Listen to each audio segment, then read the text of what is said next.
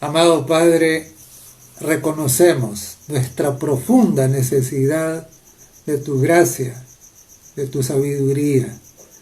Por eso nos congregamos para recibir tu palabra, para que nuestra fe sea fortalecida, para que podamos crecer, para que podamos ir en el camino que debemos ir hasta encontrarnos contigo. En el nombre de Jesús lo pedimos. Amén. Hoy vamos a tener una reflexión sobre el tema del camino como aparece en la Biblia. Es interesante porque la metáfora del camino es una metáfora que abunda en la Biblia. A veces dice el camino, a veces dice la senda, pero se refiere a lo mismo. Y es una figura que se utiliza también en el lenguaje corriente del mundo. Por ejemplo, a veces dicen, anda en malos caminos, no le tenía cuidado con él, ¿verdad? Entonces, claro, este asunto del camino está relacionado precisamente con el accionar de la persona. El camino implica acción, porque el camino es para caminar. Si no camináramos, no habría necesidad de tener caminos. Entonces, el camino implica acción y cuando se utiliza como una figura, como un símbolo, entonces el camino representa la conducta de la persona, representa las acciones de la persona. Pero también esto de utilizar la figura del lenguaje del camino tiene la implicación de un destino, porque el camino no existe por existir. No hay caminos que no lleven a ninguna parte. Todos los caminos conducen a algún lugar, a algún destino. Entonces, la figura del camino implica eso, ¿no? Implica de que el camino nos lleva a un destino, llegar hasta allá. Ahora, ¿cuántos caminos hay? Si uno da una mirada al mundo, pareciera que hay muchos caminos. Sin embargo, la palabra de Dios, que es la que tiene siempre la razón, nos dice que no son muchos caminos. Y en el Evangelio de San Mateo, en el capítulo 7, el Señor Jesucristo hizo una declaración, Mateo 7 y los versos 13 y 14. ¿Cuántos caminos hay? Veamos. Entrad por la puerta estrecha, porque ancha es la puerta y espacioso el camino que lleva a la perdición, y muchos los que lo hallan. Y el verso 14 dice, porque estrecha es la puerta y angosto el camino que lleva a la vida, y pocos los que lo hallan. Entonces, según el Señor Jesucristo, no hay un montón de caminos. En realidad, solo hay dos. Dice, el camino ancho, muchos van por él, y el camino angosto, pocos los que lo hallan. Y es interesante porque el Señor Jesús estaba repitiendo la misma idea que ya había externado el Espíritu Santo por medio del profeta por medio del profeta Jeremías. Jeremías en el capítulo 21 y en el verso 8 dice así, dice, y a este pueblo dirás, así ha dicho el Señor, he aquí pongo delante de vosotros camino de vida y camino de muerte. Dos caminos. Camino angosto, camino de vida. Camino ancho, camino de muerte. Esos son los caminos. No hay más caminos que esos. Entonces, ahora, la pregunta que nosotros debemos hacernos, y cualquier persona debe hacerse, porque es una pregunta de vida o muerte, porque solo hay dos caminos, entonces es, ¿estamos nosotros en el camino correcto? Ahora, esa es la respuesta a esta pregunta, es muy importante. ¿Por qué? Porque si no estamos en el camino correcto, entonces vamos al destino equivocado. No sé si algunas veces les ha ocurrido a ustedes. Una vez en el trabajo estábamos buscando una finca en las montañas de Perquín y tomamos un camino y cuando había una división debíamos haber tomado el camino de la derecha y agarramos el de la izquierda. Y fuimos en ese camino por horas. Y de pronto, en medio de la montaña nos encontramos que el camino se terminaba, la carretera se acabó. Y ciertamente no llegamos al destino que nosotros buscábamos. ¿Por qué? Era el camino equivocado. Entonces, por eso tenemos que asegurarnos nosotros que vamos por el camino correcto, porque en este caso, pues sí, las consecuencias no eran mayores. Pero cuando hacemos referencia al camino espiritual, ahí las consecuencias sí son graves, ¿verdad? Son graves si nos equivocamos.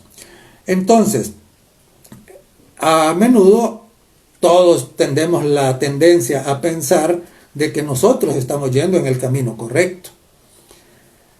Sin embargo, veamos lo que dice el libro de Proverbios. Proverbios, el capítulo 14. En el libro de Proverbios, el capítulo 14, tenemos nosotros una advertencia. Y esa advertencia dice así, es el verso 12. Dice, hay camino que al hombre le parece derecho, pero su fin es camino de muerte. Ahora es interesante, ¿por qué razón? Bueno, dije antes que todos, en nuestra propia opinión, estamos andando en el camino correcto. Pero la Biblia dice de que hay camino que puede parecernos correcto a nosotros, pero que al final sea camino de muerte. Y claro, nuestra opinión, nuestro juicio no basta para saber que estamos yendo en el camino correcto. No es suficiente. De hecho, en la epístola que escribió el apóstol Pablo a los romanos, en el capítulo 12, Romanos del capítulo 12, y en el verso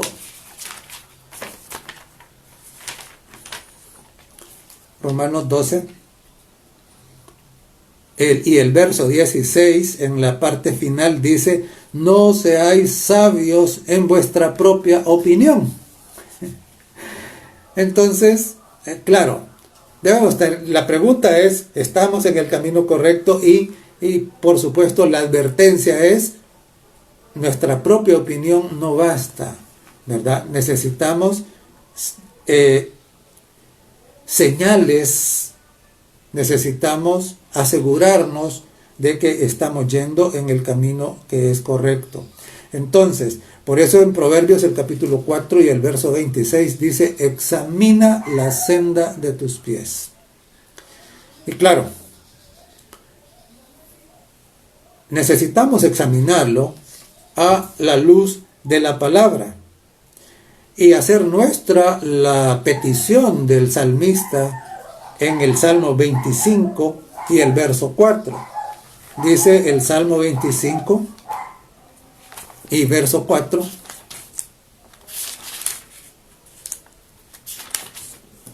Muéstrame, oh Señor, tus caminos, enséñame tus sendas. Entonces, claro, ahora es interesante porque cuando nosotros vamos en un camino, en una carretera, encontramos diversas señales, ¿no? Encontramos una señal que dice la ruta en la que estamos. Encontramos otra señal que dice a cuántos kilómetros está el lugar para donde vamos. A veces hallamos una señal que dice tenga cuidado porque aquí hay derrumbes. Y entonces, claro, las señales nos van ayudando ¿para qué? Para asegurarnos que vamos en el camino correcto y también para ir de la manera correcta, ¿verdad? Las señales nos dicen si a la vuelta es una curva muy peligrosa. Entonces, ahora, en el camino espiritual, también Dios nos ha dado señales. Esas señales para asegurarnos que estamos en el camino correcto, ¿verdad? Para también decirnos cómo debemos ir en el camino y cuáles son esas señales. Primera de Reyes, el capítulo 3. En el libro de Primera de Reyes, en el capítulo 3,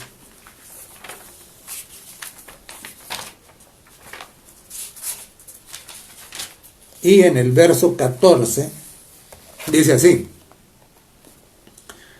y si anduvieres en mis caminos, guardando mis estatutos y mis mandamientos, como anduvo David tu padre, yo alargaré tu vida. Y aquí en este mismo libro, en el capítulo 2 y en el verso 3, dice así: guarda los preceptos del Señor tu Dios, andando en sus caminos y observando sus estatutos y mandamientos, sus decretos y sus testimonios, de la manera que está escrito en la ley de Moisés, para que prosperes en todo lo que hagas y en todo aquello que emprendas. Es interesante, porque parte de las señales que Dios nos da para que nosotros nos mantengamos en el camino correcto son precisamente ¿qué? Son precisamente sus leyes, sus estatutos, sus mandamientos, su palabra. Cuando dice acá la ley de Moisés, claro, porque cuando en este tiempo el Nuevo Testamento no existía. Y entonces, claro, la palabra, la Biblia era lo que Moisés había escrito, que los judíos le llamaban la Torá. Entonces, claro, estas son las señales que nos indican cuál es el camino correcto. Y en el Nuevo Testamento, en la segunda epístola del apóstol San Pedro, nosotros encontramos también una declaración que es muy importante en este sentido. En la segunda de Pedro, el capítulo 2 y el verso 21, dice así, dice: porque mejor les hubiera sido no haber conocido el camino de la justicia, que después de haberlo conocido, volverse atrás del santo mandamiento que les fue dado. Es interesante. Es interesante porque dice el apóstol Pedro que el santo mandamiento está asociado con el camino de justicia. Entonces, claro, los mandamientos nos ayudan ¿a qué? Los mandamientos nos ayudan a mantenernos en el camino correcto, para llegar al destino, que es la vida eterna, que es el cielo, que es nuestra herencia en la tierra nueva, que es reunirnos con Cristo otra vez. Entonces, claro, encontramos en las carreteras nosotros advertencias, ¿no? Entonces, y nosotros podemos comparar, por ejemplo. Por ejemplo, en las carreteras hay de repente una señal que dice cruce de ganado. Y en los 10 mandamientos nosotros tenemos un mandamiento que dice no cometerás adulterio, tenga cuidado con el que se le atraviesa. O también dice, ¿verdad? Dicen las señales, zona de derrumbes. Entonces, ¿qué quiere decir? Que hay que tener cuidado con eso, ¿no? Entonces el mandamiento también nos dice, no hablarás falso testimonio. Tenga cuidado porque se puede ir para abajo. Entonces, claro, el mandamiento nos ayuda a llegar al destino final. Pero el mandamiento no nos lleva al destino final. No. Pero es una señal que nos ayuda a reconocer que estamos en el camino correcto. Y en relación con el camino correcto, una cosa que no debemos olvidar y debemos tenerla siempre presente, porque esto, cuando lo tenemos presente, es como cuando estamos vacunados. Es que siempre hay estorbos en el camino, siempre. Si no es de una manera, es de otra. Y tomando otra ilustración de las cosas que me han ocurrido en el trabajo, una vez estábamos yendo a la orilla de un lago y en la carretera, cuando de repente encontramos de que la carretera había tirado un árbol cabal deteniendo el paso. Afortunadamente el árbol no era muy grueso, tendría como unos 30 centímetros de diámetro el tronco. Y entonces, ¿qué nos tocó? Nos tocó ir a buscar la casa más cercana que había, que nos prestaran un hacha para poder cortar el árbol y entonces apartarla y que nos dejara pasar con el vehículo. Espiritualmente también nos pasa lo mismo. Y es interesante porque en la Biblia nosotros tenemos varios casos, pero solo quiero comentar uno, el caso que encontramos en el libro de Hechos, en el capítulo 13. En Hechos, el capítulo 13, encontramos nosotros un caso de estos. Dice Hechos, el capítulo 13, a partir del verso 4. Dice: entonces ellos, enviados por el Espíritu Santo, descendieron a Seleucia y de allí navegaron a Chipre.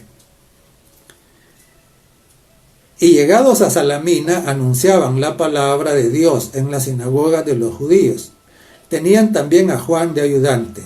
Y habiendo atravesado toda la isla hasta Pafos, hallaron a cierto mago, falso profeta, judío, llamado Barjesús, que estaba con el procónsul Sergio Paulo, varón prudente. Este, llamando a Bernabé y a Saulo, deseaba oír la palabra de Dios. Es decir, el procónsul estaba interesado en conocer el camino del Señor. Entonces mandó a llamar a Bernabé y a Pablo para que le explicaran. Y entonces dice el verso 8. Pero les resistía Elimas el mago, pues así se traduce su nombre, procurando apartar de la fe al procónsul. Entonces Saulo, que también es Pablo, lleno del Espíritu Santo, fijando en él los ojos, dijo: oh, lleno de todo engaño y de toda maldad, hijo del diablo, enemigo de toda justicia, ¿no cesará de trastornar los caminos rectos del Señor? Es interesante, porque en la experiencia de Sergio Paulo estaba Barjesús o Elimas tratando de ¿qué? Tratando de retorcerle el camino, tratando de sacarlo del camino. Y esto es normal. Es interesante, ¿verdad? Porque a veces en nuestra propia familia hay personas que cuando nosotros nos interesamos, como Sergio Paulo, el procónsul, se interesó en escuchar la palabra de Dios, a veces en la misma familia hay personas que tratan de estorbar eso. A veces es en el trabajo, a veces es en el vecindario, etcétera, ¿no? Entonces nosotros no debemos olvidar eso, ¿no? Nosotros debemos tener bien claro cuál es el destino al que queremos ir. Asegurarnos que estamos en el camino que es correcto. Y estar advertidos de que en el camino aparecerán estorbos. Pero también, relacionado con los estorbos, nosotros debemos de recordar la advertencia hecha por el Señor Jesucristo en el Evangelio de San Mateo, en el capítulo 18. En el capítulo 18 del Evangelio de San Mateo, nosotros encontramos la advertencia que Jesús hizo a estas personas que se encargan de poner estorbos a aquellos que están yendo o queriendo o interesados por ir en el camino de la fe, en el camino correcto. Dice así el verso 6 y el verso 7. Y cualquiera que haga tropezar a alguno de estos pequeños que creen en mí, mejor le fuera que se le colgase al cuello una piedra de molino de asno y que se le hundiese en lo profundo del mar. Ay del mundo por los tropiezos, porque es necesario que vengan tropiezos, pero ay de aquel hombre por quien viene el tropiezo. En este sentido de los tropiezos, nosotros debemos entonces tener claro dos cosas. Una es que siempre habrá tropiezos. Y dos, asegurarnos de que nosotros mismos no estamos siendo un tropiezo para otros.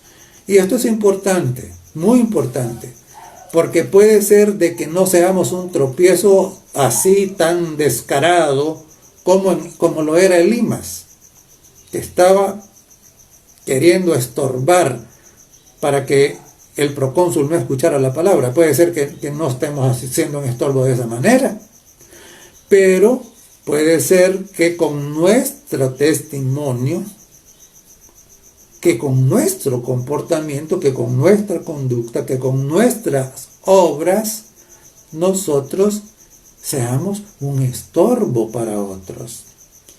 Qué triste es cuando oímos decir, no, para ser como fulano mejor no soy nada. Es triste.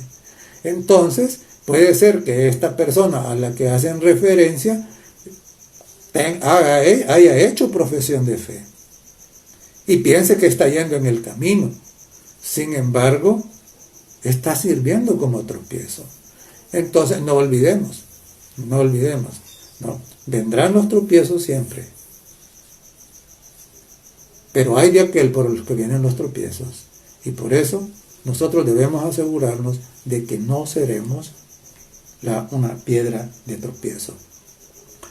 Ahora bien, en el libro de Proverbios, en el capítulo 4, Proverbios capítulo 4, y en el verso 18, encontramos una declaración que es muy interesante. Proverbios capítulo 4 y el verso 18 dice así: mas la senda de los justos es como la luz de la aurora, que va en aumento hasta que el día es perfecto. Es interesante porque la senda de los justos, ¿qué es eso? Es el camino de la justicia, es el camino angosto del que habló Jesús, es el camino de vida del que habló Jeremías. Esa es la senda de los justos. Pero dice acá que la senda de los justos es como la luz de la aurora, en aumento, es decir, que el camino que lleva a la vida eterna es progresivo. Esto es muy importante por varias razones. Una, nadie que ha comenzado este camino puede decir, bueno, yo ya llegué. No, porque el camino es progresivo. Y seguiremos y seguiremos y seguiremos. Nadie puede, en este camino, es como un sistema educativo en donde aquí en la tierra no nos graduamos. Y aún por la eternidad seguiremos aprendiendo. Entonces es progresivo. Vamos creciendo cada día más. Y es interesante, porque si no vamos creciendo, tengamos cuidado, porque eso quiere decir que entonces nos hemos quedado parados, o sea, paralizados en el camino. Si estamos paralizados, eso es peligroso, porque no vamos a llegar al destino. Y en ese sentido, el apóstol Pablo hacía una amonestación a los hermanos y les decía, para avergonzarlos lo digo, decía, ¿cómo después de tanto tiempo ustedes siguen necesitando leche, cuando ya deberían de estar comiendo alimento sólido? ¿Eso qué indicaba? Eso indicaba que estos hermanos en el camino del progreso, sino que tiene que hacernos pensar a nosotros. Nosotros estamos progresando o conformados simplemente con conocer las vocales del Evangelio. Cuanto más sabemos del Evangelio, cuanto mejor hemos atesorado de Dios en nuestro corazón, estamos más capacitados para resistir. ¿Por qué hay tanta debilidad en el pueblo? Es porque hay un estancamiento en el camino. Porque ese texto tan querido del Salmo 119-105 nos dice: lámpara es a mis pies tu palabra y lumbrera a mi camino. Es interesante, ¿no? Porque los pies son los que van por el camino. Y la Biblia es la que va alumbrando ese camino. Es la que nos va permitiendo progresar. Por eso, el tesoro más grande que podemos tener, aparte de nuestra experiencia espiritual y de nuestra comunión con Cristo, es la palabra de Dios. No hay otra cosa que sea más valiosa, porque es la que nos va iluminando el camino. Hace un momento decíamos que al hombre todos los caminos le parecen, según su opinión, le parece derecho. Pero cuando nosotros iluminamos el camino donde vamos con la palabra, entonces nos damos cuenta si estamos yendo por el camino derecho o si habíamos tomado un camino equivocado. Entonces, claro, la palabra de Dios es la que nos ilumina, nos alumbra. Los mandamientos son las señales que nos indican entonces cuál es la calidad de nuestro camino y también si nosotros estamos progresando o nos hemos detenido en este caminar. Y claro, otro peligro que existe al andar en el camino es querer regresarse. Querer regresar. Cuando el pueblo salió de Egipto, en el Éxodo, tomaron el camino hacia la tierra prometida literal. Y entonces llegó un momento cuando querían volver a Egipto. Estaban recordando, querían de nuevo volver atrás. Ahora, Jesús también hizo una advertencia parecida. Él decía que todo aquel que poniendo la mano en el arado vuelve atrás, entonces ese no es digno, se va a perder. Entonces, eso es otro riesgo que tenemos y debemos ser muy cuidadosos con eso. Si nos estancamos, nos rezagamos, nos vamos quedando y corremos el riesgo de volver atrás, de querer volver atrás. Tristemente, en la iglesia hemos visto tantos casos de esta naturaleza. Si todos aquellos que iniciaron una vez el camino hubiesen permanecido, hubiesen estado creciendo de manera permanente, ahorita la cantidad de personas en las congregaciones no cabríamos. Pero sin embargo, qué triste. Y esa puede ser la experiencia suya y la experiencia mía, si nosotros nos descuidamos.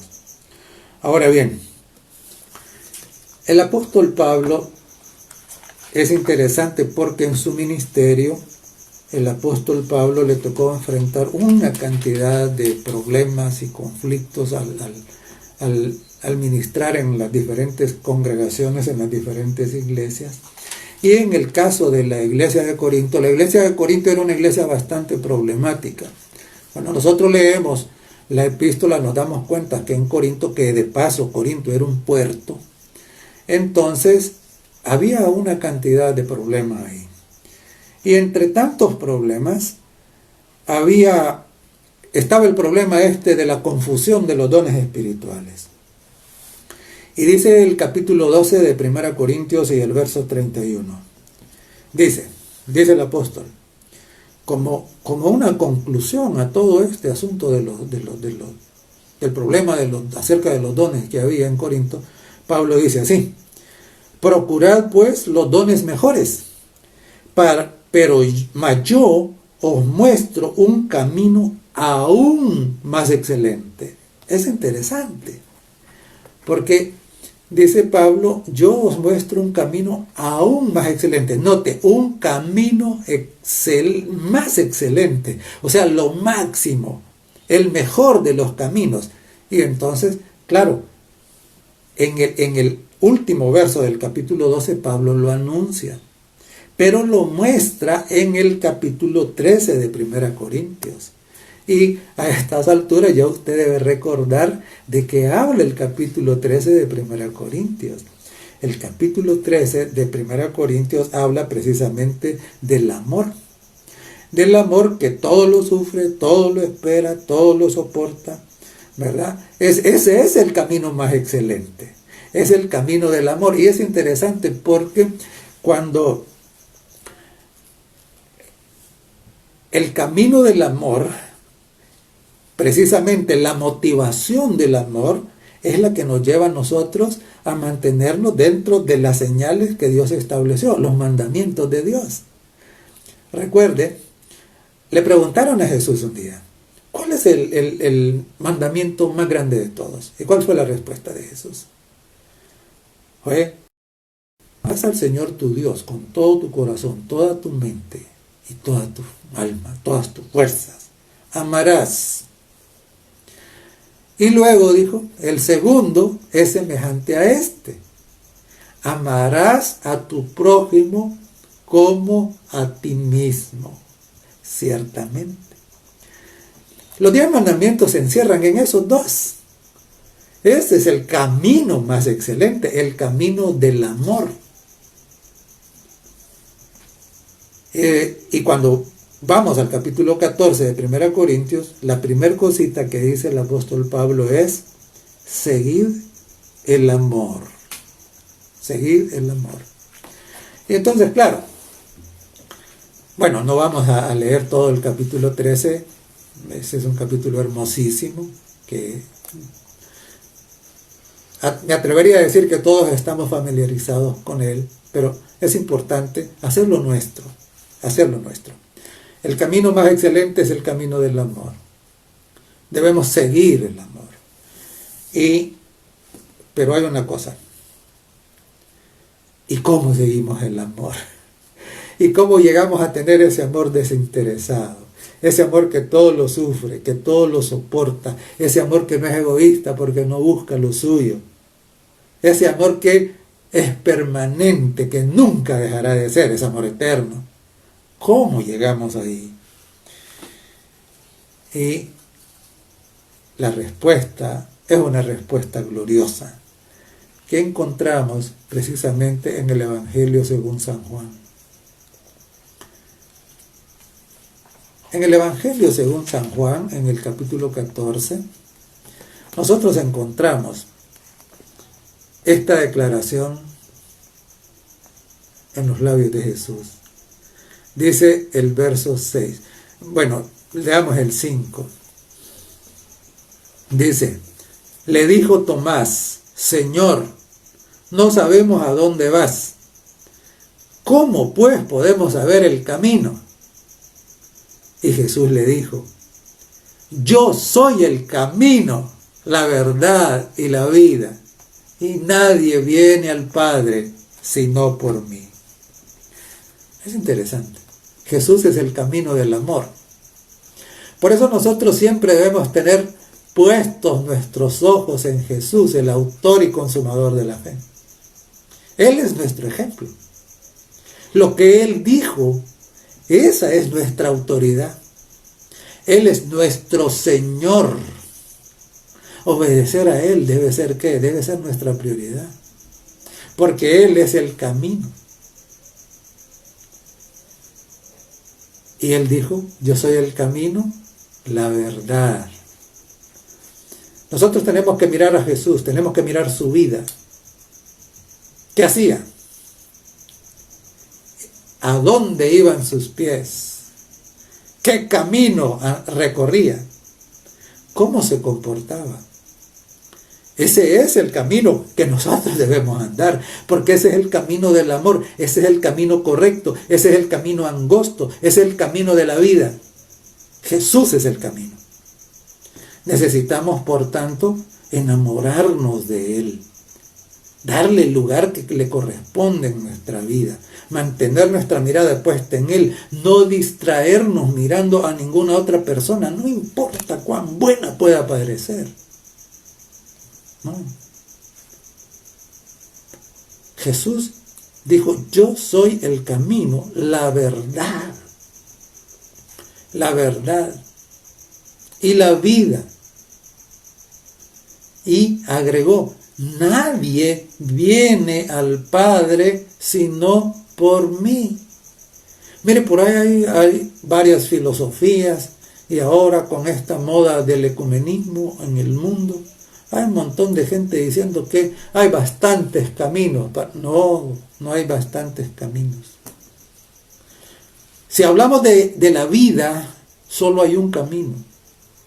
Si hablamos de reconciliarnos con el Padre Celestial, solo hay un camino. Y Jesús fue bien claro y Él fue bien enfático. Y nadie viene al Padre sino por mí, única y exclusivamente, porque hay un solo mediador entre Dios y los hombres. Mire, puede haber existido muchas personas buenas que hayan vivido en santidad, pero caminos solo hay uno, y Jesús dijo que es Él el camino.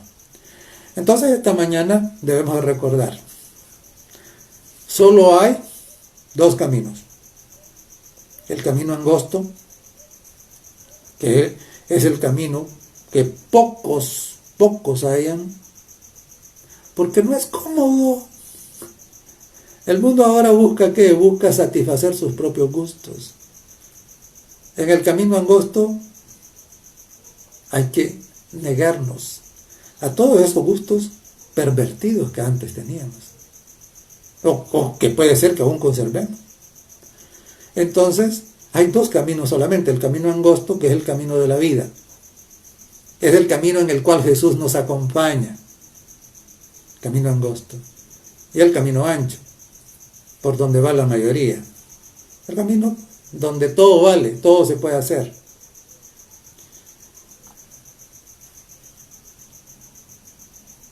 Y hemos aprendido también que nosotros podemos tener la idea de que vamos por el camino correcto, pero para eso tenemos la lámpara que nos debe iluminar. Y necesitamos comparar lo que nuestra lámpara, la palabra de Dios nos dice, con lo que nosotros creemos, con lo que nosotros hacemos. Si no concuerdan, entonces estamos yendo por un camino equivocado. Recordar también que el camino más excelente es el camino del amor.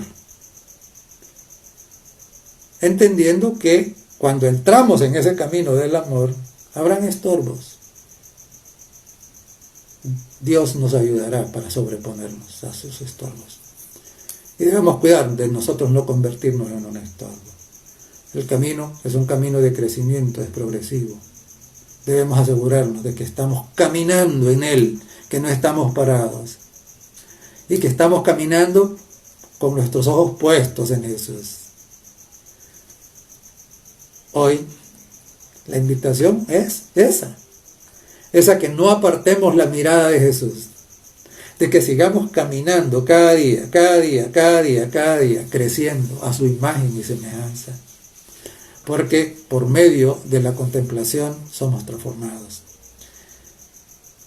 Si alguien de los que escuchan esta palabra no ha hecho esa decisión de iniciar el camino, pues le invitamos que lo haga antes de que la oportunidad se pierda. Y los que una vez entramos en ese camino, entonces la invitación es a no mirar atrás, a resistir la tentación, a regresar, sino ir adelante siempre, a crecer y asegurarnos de que no somos estorbo para otros. Que Dios bendiga a cada uno. Amado Señor, damos gracias por la luz que nos das, por medio de tu palabra, en la que podemos mirar a Jesús, caminando delante de nosotros. para encontrarnos un día, Señor, ante tu presencia gloriosa. Oramos por los enfermos. Oramos por las familias que están experimentando crisis. Que les des consuelo, que les sostengas, que aumente su fe, que sientan, Señor, que su sufrimiento también es el tuyo y que de esa manera puedan ser fortalecidos, que tú los entiendes y que los esperas con los brazos abiertos. Gracias, Dios querido, por todo. Anhelamos la venida de Jesús. En su nombre te lo pedimos todo. Amén.